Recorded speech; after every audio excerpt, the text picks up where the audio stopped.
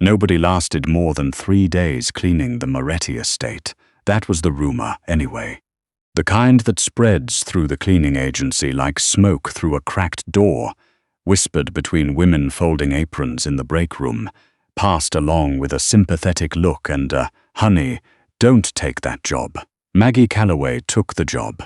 She needed the money. That was the beginning and the end of her reasoning.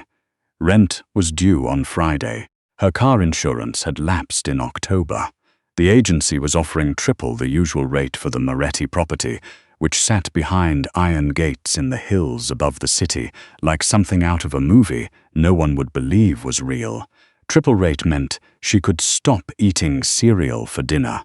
Triple rate meant, maybe, possibly, she could send her little sister something for her birthday that wasn't a card with a handwritten IOU inside. Maggie was 26 years old. She'd been cleaning other people's houses since she was 19. She had collused knees, a bad left shoulder from years of scrubbing baseboards, and exactly zero patience for ghost stories about scary rich men who made their secretaries cry. She showed up at 6:30 in the morning on a Tuesday, hauling her caddy of supplies up the stone steps, and promptly walked face first into the wrought iron gate because she hadn't noticed it was still closed. It made a sound like a bell being struck by a freight train. She stepped back, touched her nose, determined it was still attached to her face, and pressed the intercom button. A man's voice came through, flat and suspicious. "What?" "Maggie Calloway," she said. "From Prestige Home Services. I'm the new cleaning staff." Silence. "The agency called ahead," she added. "I have paperwork." More silence. Then, with the enthusiasm of a man being told his dentist appointment had been moved earlier, "Gates open." It wasn't, actually. She had to push it herself.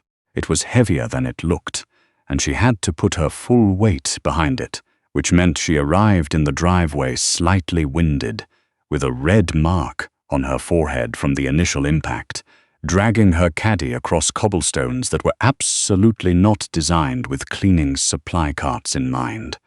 The man waiting at the front door was not the scary rich man. He was somewhere in his 50s, built like a refrigerator that had been given a neck, with a face that suggested he had personally witnessed every bad decision ever made, and found all of them deeply unimpressive. He looked at Maggie's caddy. He looked at the red mark on her forehead. He looked at Maggie. "Sal," he said, by way of introduction. "Maggie," she said. "I know." He stepped aside. "Ground floor and west wing today. You don't go upstairs. You don't go into the study at the end of the east hallway. You don't touch anything on the desk in the sitting room, even if it's in your way." He paused. "Actually, don't touch anything that looks like it costs more than your car." Maggie thought about her car. "That's going to be most of the house, isn't it?" Sal's expression did something complicated. "Yeah." He walked away without further comment, and Maggie stood alone in the marble foyer of what she could only describe as a house that had been decorated by someone who had seen the word opulence once in a dictionary and taken it as a personal challenge. Chandeliers. Actual chandeliers, plural. A staircase that curved like something from an old Hollywood film. Floors so shiny she could see herself reflected in them, wide and a little distorted, like a fun house mirror. But without the fun, she squared her shoulders, picked up her caddy, and got to work. For 2 hours, nothing went wrong. This was unusual, and she was briefly suspicious of it. She dusted, she polished, she ran the vacuum over rugs that probably cost more than her apartment. She worked quietly and methodically, and kept her elbows in and her caddy close, because she had excellent professional instincts, and the house felt like the kind of place where accidents had consequences. The accident happened in the sitting room. She was reaching for a spot on the window, a smear, just one, right at the edge, and she didn't notice that the decorative side table behind her was positioned at exactly the wrong distance from the back of her hips. She shifted her weight. The table rocked. The crystal vase on top of the table rocked with it. The vase, defying every reasonable expectation, did not fall. What did fall was the silver tray beside it, which slid sideways and sent a set of small decorative figurines cascading off the edge like lemmings who had made a collective decision. The sound was extraordinary. Maggie turned. The figurines, 5 of them, small bronze horses, were scattered across the floor like a terrible equestrian accident. She crouched down immediately, gathering them, checking for damage, finding none, which was a miracle she filed away to thank God for later. She was setting the last one back in place when she became aware that the room had changed temperature. Not literally, but there are moments when you suddenly understand you are not alone, and the understanding arrives through the skin before it reaches the brain. And Maggie's skin was telling her something her brain hadn't caught up to yet. She straightened up slowly and turned around. He was standing in the doorway. Maggie had worked in enough houses to understand the difference between rich and wealthy. Rich was the couple in the suburbs with the marble countertops and the BMW they couldn't quite afford. Wealthy was this. Wealthy was a man in a charcoal suit at 8 in the morning with the specific stillness of someone who had never once in his life had to rush for anything because the world rearranged itself to accommodate his schedule. He was tall. Dark hair, silver at the temples, a face that looked like it had been designed to make people uncomfortable. Not ugly, not at all, but precise in the way that suggested it had never once arranged itself into an expression it didn't fully intend. He had to be 50 maybe, or close to it. He looked at the figurines she'd just replaced, then at her, and said nothing. Maggie said, "They didn't break." He looked at her. "The horses," she said, gesturing at the tray as an extremely poor spatial calculation, because the back of her hand clipped the tray and sent one of the bronze horses directly off the edge again. They both watched it bounce off the floor. Maggie picked it up, put it back, took a single, careful step away from the table. The man in the doorway, careful step, very quietly. "Who are you, Maggie Calloway?" "Maggie, from Prestige Home Services." She paused. "The agency called ahead. I know who you're from." He studied her with the unhurried focus of a man who was accustomed to making assessments that other people depended on. "That's not what I asked." Maggie considered this. "I'm not sure how to answer that differently." Something shifted in his face. Not a smile, not even close to a smile, but something moved, briefly, in the vicinity of his eyes. He walked away without another word, and Sal appeared from nowhere. She was beginning to think Sal materialized through walls, and said, "That was Mr. Moretti." "I figured," Maggie said. "You knocked over his horses." "One of them." Twice. They didn't break. Sal looked at her for a long moment. "Go finish the West Wing." She went. She learned things about the house over the following days, the way you learn things about any place you spend enough time in, not from being told, but from paying attention. She learned that the kitchen staff arrived at 10 and left before noon. She learned that Sal was always somewhere nearby, but never visibly following her. She learned that the East Hallway study, the one she'd been told not to enter, had a light on under the door by 7 a.m. every morning, and sometimes didn't go dark until she heard the clock in the foyer strike midnight. She learned that the house had a weight to it. Not oppressive, exactly. More like the feeling of pressure before a storm, a constant low hum of something kept very carefully under control. The men who came and went through the back entrance had it too, that particular quality of stillness that isn't calm but is the very disciplined management of something that isn't calm. She was not afraid of the house. She was, professionally and practically, careful. She was less careful on Thursday, which was when she met Sal in the kitchen doorway, while she was carrying a full bucket of mop water, and he was walking very fast in the opposite direction.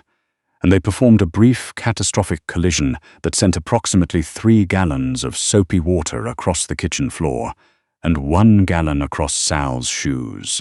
Sal stood very still. Maggie stood very still. "I'm so sorry," she said. Sal looked down at his shoes. They were, she now noticed, very good shoes, The kind of shoes that were not improved by mop water. Where's the mop? Sal said. I'm the mop, Maggie said. And because she had clearly lost her mind, she got on her hands and knees right there and started wiping up the water with the cleaning cloths from her apron pocket, which was the fastest way to address it, and also looked absolutely deranged, she knew. But the floor was getting the grout wet, and grout staining was a nightmare to address after the fact, and some professional instincts could not be suppressed even under social pressure. She was on her third cloth when she became aware again of a change in temperature. She looked up from the kitchen floor. Marco Moretti was standing at the other end of the kitchen with a cup of coffee and an expression she couldn't read. She spilled the mop water, Sal said, with the tone of a man providing a police report. I see that, Moretti said. Maggie sat back on her heels. There was nothing to say that seemed adequate, so she said, The grout's going to be fine. I got to it fast. Moretti looked at her for a moment. Then he looked at Sal's shoes. Then he looked back at Maggie. He took a sip of his coffee. Get her another bucket, he said to Sal. He walked out of the kitchen. Sal got her another bucket. He did not speak for the remaining 45 minutes of her shift, but as she was leaving, he handed her a dry cleaning slip for his shoes and said, in the tone of a man making peace, he hasn't commented on the cleaning staff in 11 months. Maggie took the slip. I'll pay for the shoes. I know you will, Sal said. I'm saying the other thing. She turned this over in her mind on the drive home, sitting in traffic on the freeway with the radio playing something she wasn't listening to. She wasn't sure what the other thing was. She wasn't sure she was supposed to know.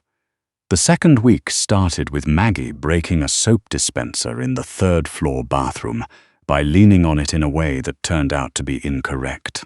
It wasn't her fault, exactly. It was mounted with one loose screw, and she'd identified this and made a note to report it. But the reporting happened slightly after the dispenser detached from the wall and expressed its feelings by emptying its contents down her left side. She smelled like lavender for the rest of the day. She was cleaning it up, the floor, the wall, her sleeve, the mounting screws she'd found behind the toilet, when she heard footsteps in the hallway. Not Sal's footsteps. Sal moved like a man who had decided floors were a formality. These footsteps were measured, even, the kind that knew exactly where they were going and were in no hurry to get there. The bathroom door, which she'd left ajar because of the fumes, opened. Moretti looked at her. He looked at the wall where the dispenser had been. He looked at the dispenser, which she'd placed in the corner with a certain funerary dignity, awaiting disposal. I found the loose screw, Maggie said. It's on the edge of the sink. I wasn't leaning hard, it was already a one-screw situation. He said nothing. I can replace the unit, she said. I'll source it myself. Same model. He said nothing. The floor's clean. The wall's clean. My sleeve is approximately 60% clean.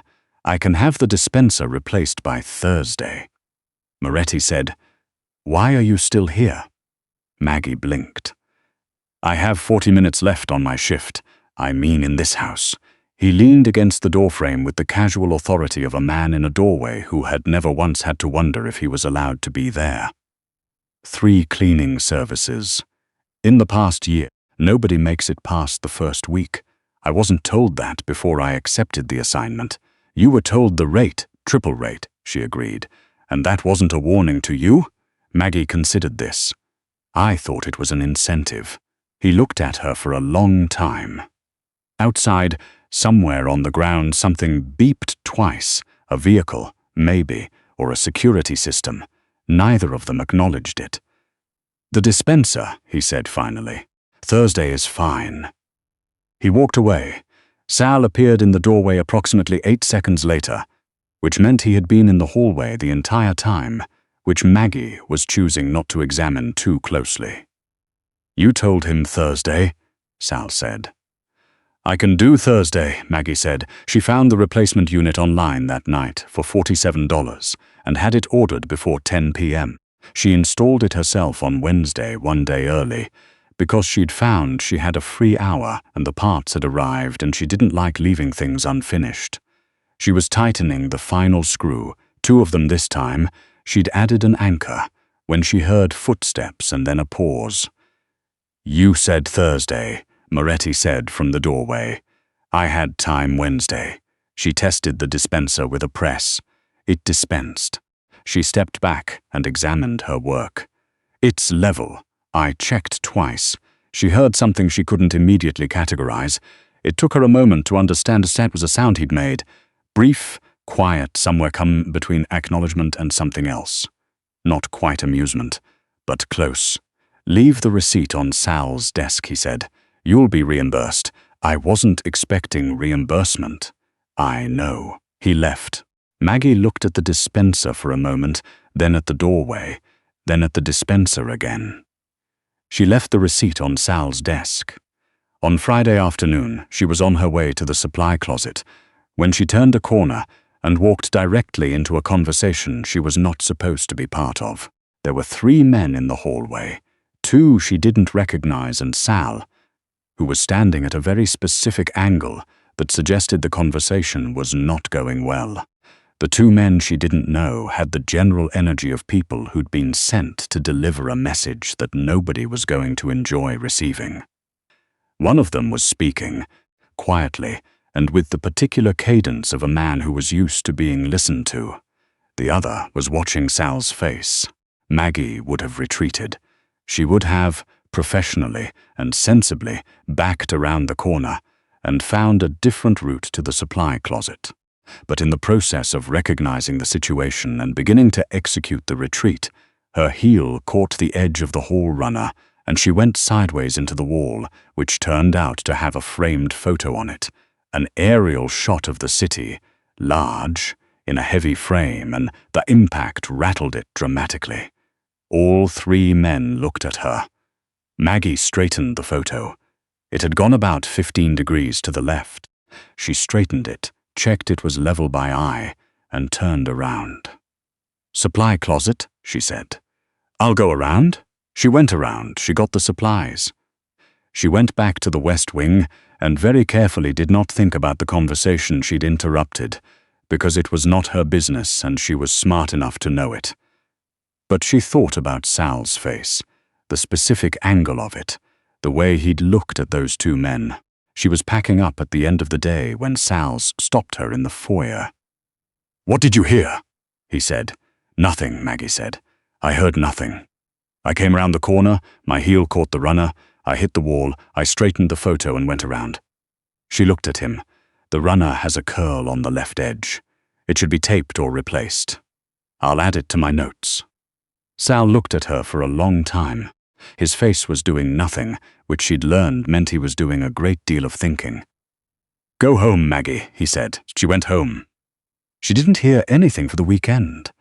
On Monday, she arrived to find the hall runner had been replaced with a new one, flat and properly secured at all edges. She noticed this, noted it, and said nothing about it to anyone. What she couldn't entirely ignore, because it happened directly in front of her, and involved a moderate amount of noise, was the meeting that went wrong in the 2nd week. She was cleaning the dining room when she heard raised voices from the direction of the study. Not the specific east hallway study she wasn't allowed near, but the secondary one off the main corridor that was sometimes used for what Sal had once described, without elaboration, as discussions. The voices were elevated. One of them she didn't recognize. One of them she did. And then a sound that was not a voice, followed by silence. Maggie set down her cloth. She counted to 10. Then to 20. She heard a door open, the sound of footsteps departing through the back of the house, and then quiet. The particular quality of quiet that happens after something difficult. She was considering, sincerely, whether to go back to the dining room when the study door opened and Moretti walked out. He stopped when he saw her. There was something on his jaw. Not much. A small cut, already closed. His suit jacket was immaculate.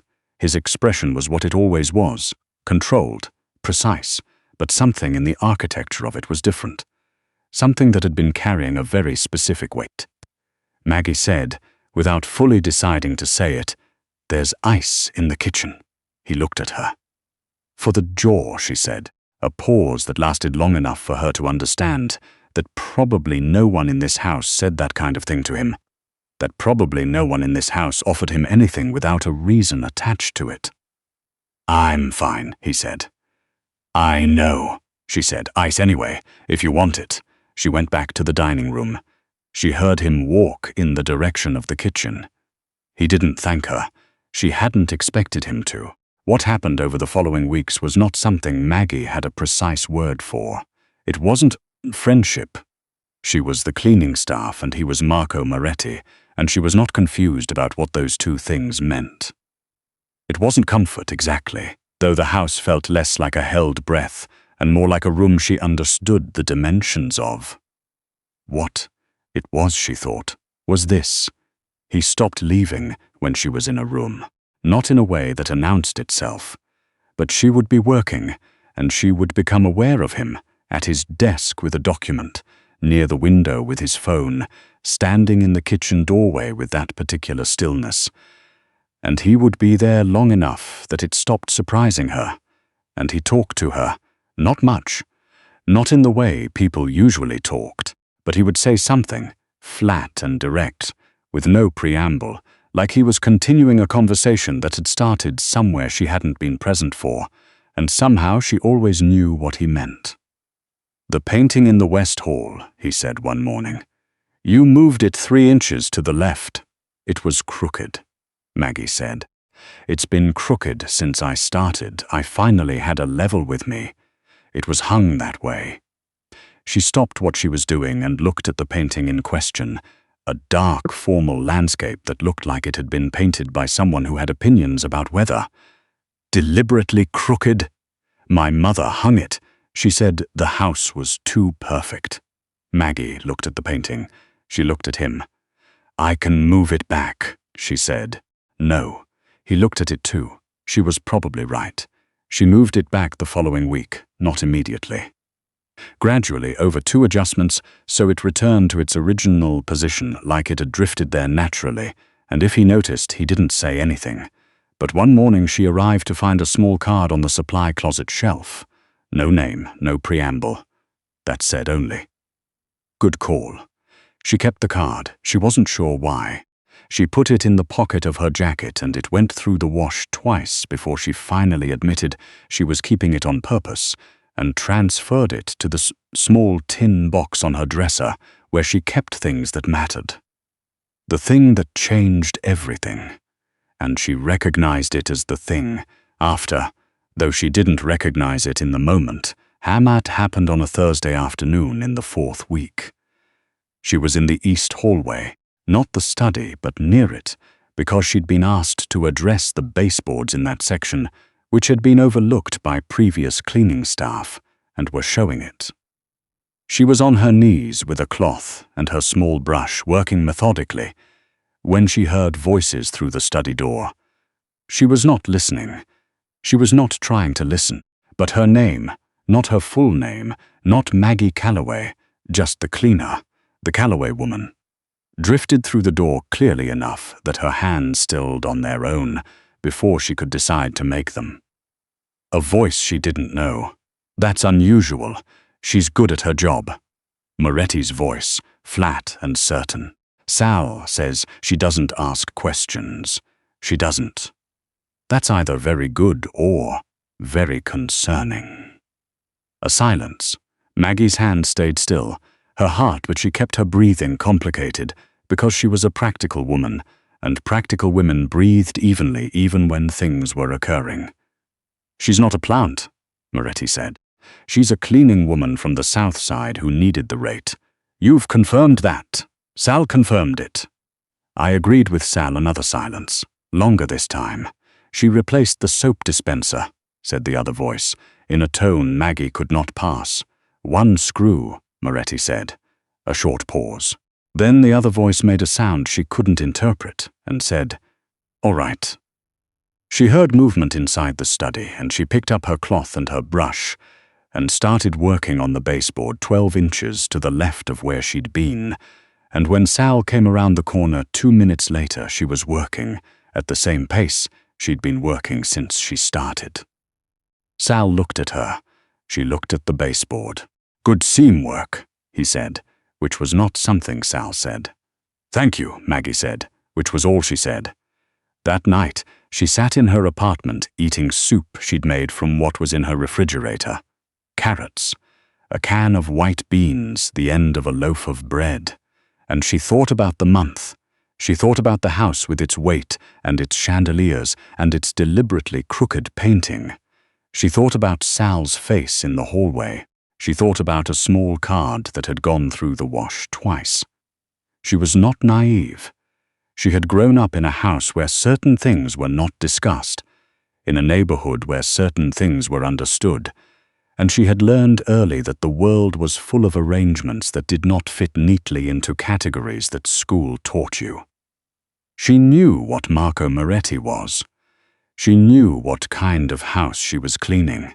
She also knew that the grout in the east bathroom was finally the right color, and that she'd found a better source for the floor polish they used on the marble, and that the runner in the main hall was now flat and properly secured. She finished her soup. She went back on Monday. The crisis, when it came fast and without much announcement, the way crises usually do. She was in the kitchen, legitimate kitchen business, replacing the liner in the under-sink cabinet, when she heard the front door open with a force that suggested it had not been chosen for entry so much as commandeered. Voices, more than two. The kind of collective energy that was not a social call. She stayed where she was, under the sink. This was partly professional instinct. Stay quiet, stay small, let things pass, and partly the more practical recognition that she was quite literally underneath a cabinet, and there was nowhere obvious to go. She heard Sal. She heard Moretti, his voice level and cold in a way she'd not heard before. She heard a third voice, the one from the study through the door weeks ago, very good or very concerning, speaking now with a different cadence. Strained, urgent, the word she caught clearly was Vincent, then several sentences she didn't catch, too fast and too quiet, how long, then a number she didn't hear, then, distinctly, the Calloway woman. She stopped breathing. "She's staff," Sal said, firm, the tone of someone who was not asking. "She's been here a month." "She fixed the soap dispenser," Moretti said, and there was something in his voice that was not what she expected, not a defense exactly, but a certainty. The sound of a man stating something that had been decided, a longer silence. "Vincent's moving tonight," said the urgent voice. "We're out of time. Then let's stop standing in my foyer," Moretti said. She heard them move to the study. She heard the door close. She stayed under the sink for another 3 minutes, breathing steadily, finishing the cabinet liner. Then she stood up, washed her hands, gathered her supplies, and walked down the east hallway. She knocked on the study door. Silence. Then, with a weight to it, "Yes." She opened the door. There were 4 men in the room. She recognized 2 of them. The other 2 looked at her with the specific expression of men whose professional circumstances had not previously included a woman in a cleaning apron walking into a crisis meeting, and they were recalibrating. Moretti looked at her. "I heard my name," Maggie said. "I want to know why." Silence. The 2 men she didn't know exchanged a glance. "You should leave," one of them said. "I'm staff here," Maggie said, which was technically all she was, and also somehow the exact right thing to say, because she watched Moretti's face do something at the word here, something that settled. "There's a man named Vincent who believes you've been gathering information," Moretti said. His voice was even, direct, like she'd asked a question about the cleaning schedule. "He's wrong, but he's going to act on his belief regardless." Maggie absorbed this. "What does that mean, practically?" "It means tonight is complicated. Does it mean I'm in danger?" The 2 men she didn't know looked at Moretti. Moretti looked at her. "Not in this house," he said. "I'm not asking about this house," she said. "I'm asking about my apartment. My sister calls on Thursdays. I need to know if I should tell her not to." Another silence. Different quality, this one. She watched something move through the room that she didn't have a word for, like the pressure before a storm but going in the other direction. Something. Releasing. "No calls out tonight," Moretti said. "You'll stay. I don't have clothes. We have a guest room. I have carrots and half a loaf of bread at home that are going to go bad." Sal, somehow, said, "I'll send someone." Maggie looked at him. "For my bread and the carrots," Sal said. He was not smiling. He never smiled, but something in his face had shifted to a frequency she'd started to recognize, which was Sal being quietly something. She looked at Moretti. He was watching her with that look she'd come to know, assessing, precise, with something underneath that didn't announce itself. "All right," she said. She slept in the guest room. It had a bed that cost more than her car and sheets that felt like something she'd never had a word for.